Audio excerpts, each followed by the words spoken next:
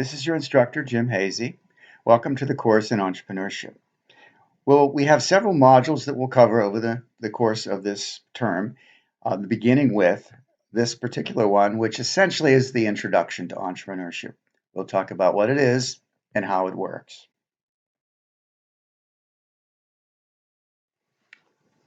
To begin, let's talk about the definition of entrepreneurship. First of all, from an academic perspective, there are many definitions, but they all kind of have the same basic structure. It's a process in which individuals pursue opportunities without regard to having already the resources they need and currently control to build a business, but looking to reach out and bring other resources into the project to make something new. The alternative view is kind of a general view is that it's the art of turning an idea into a business.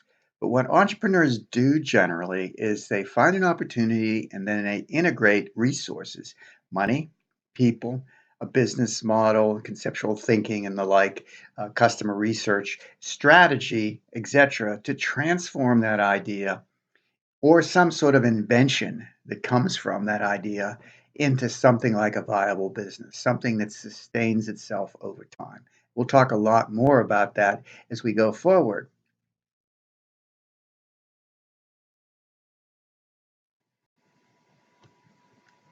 Our definition is as follows.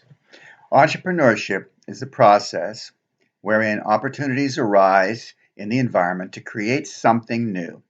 These are discovered or, in some cases, invented or created by specific persons or teams who then use various means to exploit or develop these ideas and resources into an ongoing business.